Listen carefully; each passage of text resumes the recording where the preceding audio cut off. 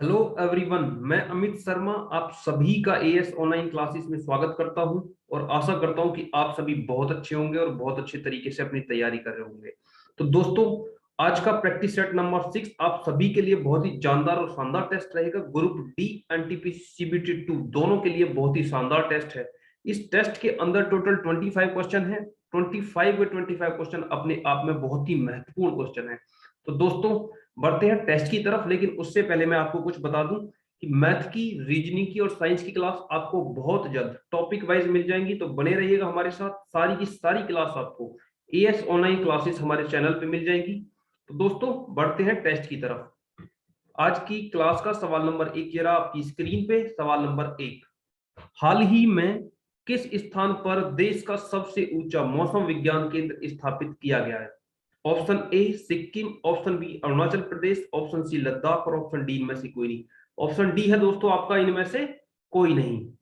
तो दोस्तों, सबसे ऊंचा मौसम विज्ञान केंद्र कहां पे स्थापित किया है? ऑप्शन सी आप सभी का एकदम सही जवाब रहेगा, लद्दाख में।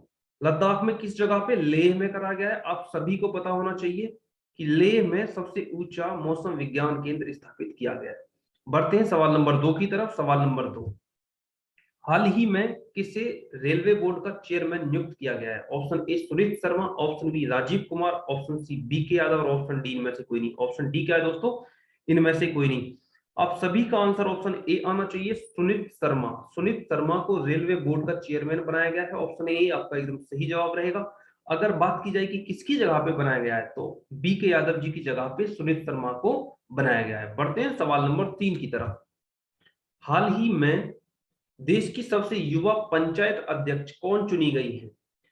सबसे युवा की बात करी जा रही है कि पंचायत अध्यक्ष कौन चुनी गई है। Option A Arya Rajendra, option B Reshma Mariam Roy, option C Anupriya Goenka, option D इनमें से कोई नहीं। दोस्तों, बहुत ही शानदार सवाल है ये। इस टाइप के सवाल बहुत बार पेपर में देखने को मिलते हैं। करंट अफेयर से जुड़ा हुआ सवाल है। आप सभी का जवाब ऑप्शन बी आना चाहिए। Option B the right answer, Reshma Mariam Roy. अगर बात की जाए इनकी उम्र की, तो मात्र 21 साल इनकी उम्र है। अगर बात की जाए कि ये किस राज्य से जुड़ी हुई है, किस राज्य की है ये, तो केरल राज्य की है। आप सभी को पता होना चाहिए, मरियम, रेशमा मरियम रॉय किस राज्य की है? केरल राज्य की है ये। बढ़ते हैं सवाल नंबर 4 की तरफ। कोपिल जल विद्युत परियोजना का संबंध किस राज्य से है? कोपिल जल विद्युत परियोजना का संबंध किस राज्य से है? Option A Tripura, option B Mizoram, option C Assam और ऑप्शन डी इनमें से कोई नहीं। दोस्तों, ऑप्शन डी इनमें से कोई नहीं। आप सभी को पता होना चाहिए, बहुत ही शानदार सवाल है ये, कि कोपिल जल विद्युत परियोजना किस राज्य से संबंधित है? ऑप्शन सी असम राज्य से संबंधित है। ऑप्शन सी आपका एकदम सही जवाब रहेगा। Option C is the right answer. अगर पूछा जाए कि कोपिल जो नदी है आपकी, ये किसकी सहायक नदी है? किसकी सहायक नदी है? तो ये ब्रह्मपुत्र नदी की सहायक नदी है। आप सभी को पता होना चाहिए। बढ़ते हैं सवाल नंबर 5 की तरफ। सवाल नंबर 5, जीवन की मूलभूत इकाई क्या है? ऑप्शन ए कोशिका, ऑप्शन बी नाभिक, ऑप्शन सी अंग और ऑप्शन डी इनमें से कोई नहीं। ऑप्शन डी है आपका इनमें से कोई नहीं। दोस्तों, बहुत ही अच्छा सवाल है ये। ऑप्शन ए आपका एकदम सही जवाब रहेगा, कोशिका। ऑप्शन ए आपका एकदम सही जवाब रहेगा, कोशिका। जीवन की मूलभूत इकाई क्या है आपकी? कोशिका। दोस्तों, बढ़ते हैं सवाल नंबर 6 की तरफ। सवाल नंबर 6, निम्नलिखित में से किस कोशिका अंग को कोशिका का मास्टर कहा जाता है? कोशिका का मास्टर किसे कहा जाता है?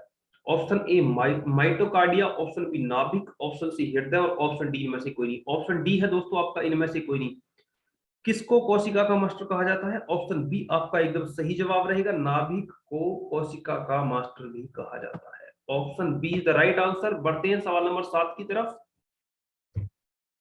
निम्नलिखित में से कौन कौन सा एक कोशिका में अधिक मात्रा में होने वाला अणु है?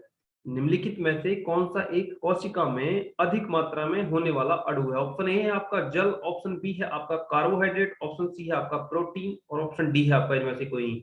ऑप्शन डी है दोस्तों आपका इनमें से कोई नहीं। तो आप सभी का जवाब आना चाहिए, ऑप्शन ए जल।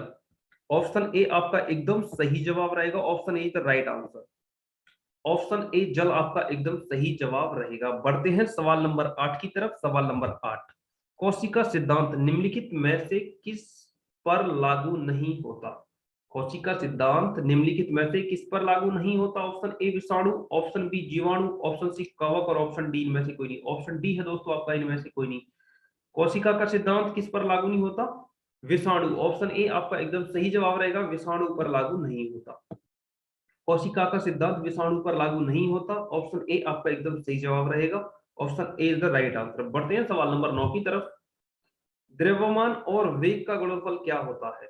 ऑप्शन ए बल, ऑप्शन बी संवेग, ऑप्शन सी प्रतिबल, ऑप्शन डी इनमें से कोई नहीं। दोस्तों आप सभी के सभी इसका कमेंट में मुझे आंसर बताइएगा, क्या होता है द्रव्यमान और वेग का गुणनफल? आप सभी मुझे कमेंट करके बताएंगे। मैं देखना चाहूंगा कि कितने सारे बच्चे ऐसे हैं जो सवाल नंबर 9 का सही जवाब दे रहे हैं, और कितने सारे बच्चे ऐसे हैं जो सवाल नंबर 9 का सही जवाब नहीं जानते। तो दोस्तों मैं आप सभी का कमेंट सेक्शन में इंतजार करूंगा, आप सभी मुझे कमेंट करके बताएंगे। लेकिन मैं बता देता हूं द्रव्यमान और वेग का गुणनफल क्या होता है? ऑप्शन बी संवेग। ऑप्शन बी आपका एकदम सही जवाब रहेगा, लेकिन आप सभी फिर भी मुझे कमेंट करके बताएंगे। बढ़ते हैं सवाल नंबर 10 की तरफ। परमाणु के नाभिक में क्या होता है? Option A electron, option B proton, option C electron एवं प्रोटॉन और ऑप्शन डी इनमें से कोई नहीं। आप सभी मुझे सवाल नंबर 10 का जवाब बताएंगे, क्या रहेगा? आप सभी के सभी मुझे कमेंट करके सवाल नंबर 10 का जवाब बताएंगे, क्या रहेगा? मैं बता देता हूं आप सभी के लिए, लेकिन आप सभी मुझे कमेंट करके जरूर बताएंगे सवाल नंबर 10 का जवाब। ऑप्शन सी आपका एकदम सही जवाब रहेगा, इलेक्ट्रॉन एवं प्रोटॉन। परमाणु के नाभिक में क्या होते हैं? इलेक्ट्रॉन एवं प्रोटॉन दोनों। बढ़ते हैं सवाल नंबर 11 की तरफ। कैथोड किरणों का प्रयोग पहली बार किसने किया? कैथोड किरणों का प्रयोग पहली बार किसने किया? Option A Dalton, option B J Thomson, option C Goldstein और ऑप्शन डी इनमें से कोई नहीं। दोस्तों आप सभी का आंसर आना चाहिए सवाल नंबर 11 का। ऑप्शन बी जे थॉमसन ने सबसे पहले कैथोड किरणों का प्रयोग किया था। ऑप्शन बी आपका एकदम सही जवाब रहेगा। बढ़ते हैं सवाल नंबर 12 की तरफ। सवाल नंबर 12 ये रहा आपकी स्क्रीन पे। निम्नलिखित में से किस धातु को चाकू द्वारा आसानी से नहीं काटा जा सकता? पूछा क्या गया है? नहीं काटा जा सकता। Option A sodium, option B potassium, option C aluminium और ऑप्शन डी इनमें से कोई नहीं। ऑप्शन डी है दोस्तों आपका इनमें से कोई नहीं। आप सभी मुझे सवाल नंबर 12 का सही जवाब कमेंट करके बताएंगे। आप सभी के सभी मुझे सवाल नंबर 12 का सही जवाब कमेंट करके बताएंगे, क्या रहेगा? कौन सी धातु ऐसी है जिसे आसानी से चाकू के द्वारा नहीं काटा जा सकता? ऑप्शन सी आपका एकदम सही जवाब रहेगा, एल्युमिनियम। एल्युमिनियम को चाकू के द्वारा नहीं काटा जा सकता। Option C is the right answer. बढ़ते हैं सवाल नंबर 13 की तरफ। सवाल नंबर 13, निम्नलिखित में से किसने आवर्त सारणी का आविष्कार किया? Option A Louis Pasteur, option B Marie Curie, option C है आपका दमित्री मेंडलीफ और ऑप्शन डी है आपका इनमें से कोई नहीं। ऑप्शन डी है दोस्तों आपका इनमें से कोई नहीं। आप सभी का सही जवाब ऑप्शन सी आना चाहिए। Option C is the right answer. Dmitri Mendeleev ने आवर्त सारणी का आविष्कार किया था। दमित्री मेंडलीफ आपका एकदम सही जवाब रहेगा। बढ़ते हैं सवाल नंबर 14 की तरफ। प्याज काटते समय आंखों से जलन पैदा करने वाला यौगिक कौन सा है? बहुत ही जानदार शानदार सवाल है दोस्तों, ये बहुत बार पेपर में आया है, ये बहुत ही अच्छा सवाल है। प्याज काटते समय आंखों से जलन पैदा करने वाला यौगिक कौन सा है? Option A carbon, option B sulphur, option C nitrogen, option D इनमें से कोई नहीं। ऑप्शन डी है दोस्तों आपका इनमें से कोई नहीं। आप सभी का जवाब ऑप्शन बी आना चाहिए, sulphur. Option B is the right answer, sulphur. आप सभी का एकदम सही जवाब रहेगा। सल्फर की वजह से प्याज काटते समय आंखों में जलन पैदा होती है, आंसू आते हैं, सल्फर की वजह से। ऑप्शन बी आपका एकदम सही जवाब रहेगा। बढ़ते हैं सवाल नंबर 15 की तरफ। निम्नलिखित में से कौन सा घटक पत्तियों को हरा रंग प्रदान करता है? Option A chlorophyll, option B sulphur, option C है आपका नाइट्रोजन, ऑप्शन डी है आपका इनमें से कोई नहीं। ऑप्शन डी क्या है दोस्तों? इनमें से कोई नहीं। कौन सा घटक है जो पत्तियों को हरा रंग प्रदान करता है? आप सभी मुझे कमेंट करके बताएंगे। आप सभी के सभी मुझे कमेंट करके बताएंगे कौन सा यौगिक है, कौन सा घटक है जिसकी वजह से पत्तियों को हरा रंग मिलता है, हरा रंग प्रदान होता है। ऑप्शन ए आपका सही जवाब रहेगा, क्लोरोफिल की वजह से पत्तियों को हरा रंग प्रदान होता है। बढ़ते हैं सवाल नंबर 16 की तरफ।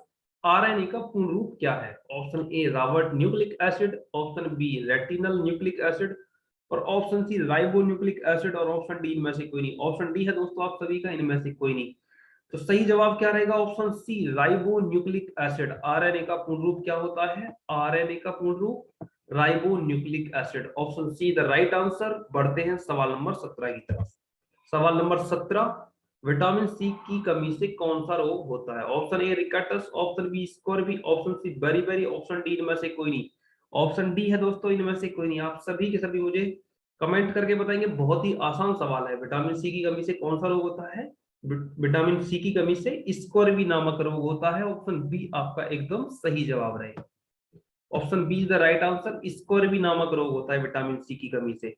देखिएगा सवाल नंबर 18, ईसीजी से शरीर के किस अंग की जांच होती है? ईसीजी से शरीर के किस अंग की जांच होती है? ऑप्शन ए मस्तिष्क, ऑप्शन बी है आपका छोटी आंत, ऑप्शन सी है आपका हृदय और ऑप्शन डी है इनमें से कोई नहीं।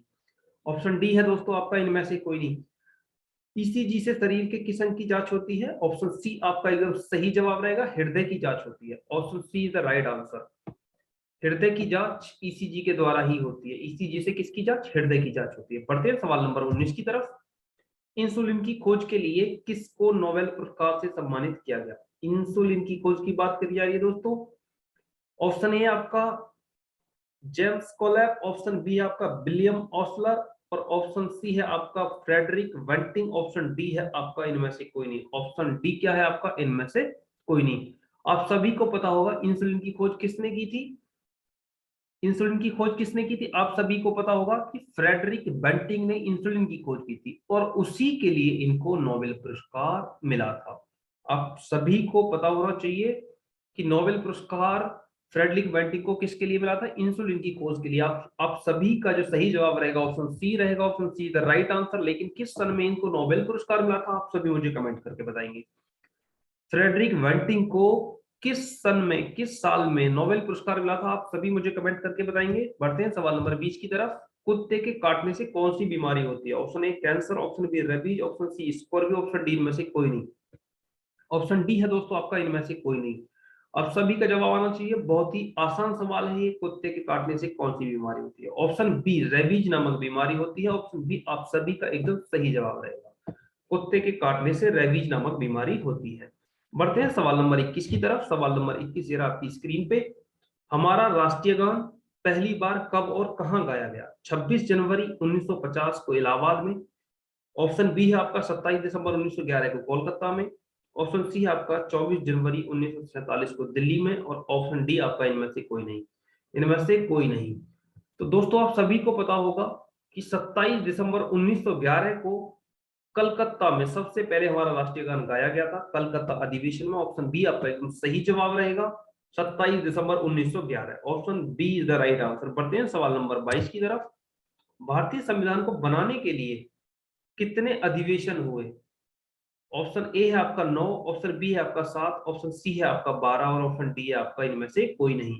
तो दोस्तों भारतीय संविधान को बनाने के लिए टोटल अधिवेशन 12 हुए थे। ऑप्शन सी आपका एकदम सही जवाब रहेगा, 12 अधिवेशन। Option see the right answer.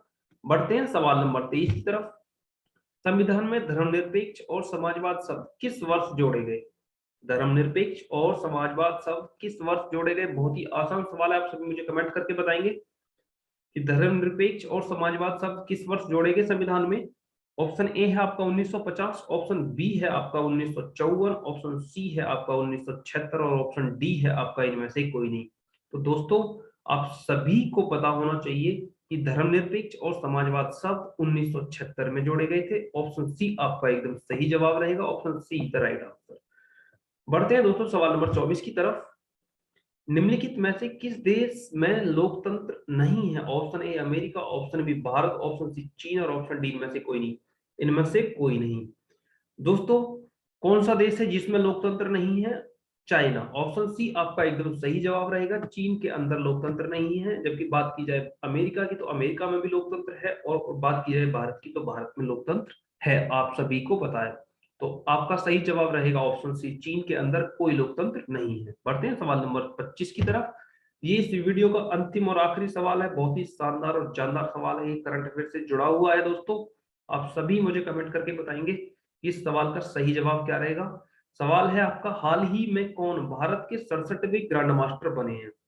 Option है ए है आपका ग्रीस कौशिक, ऑप्शन बी आपका जी आकाश, ऑप्शन सी आपका लियोने मेडोका।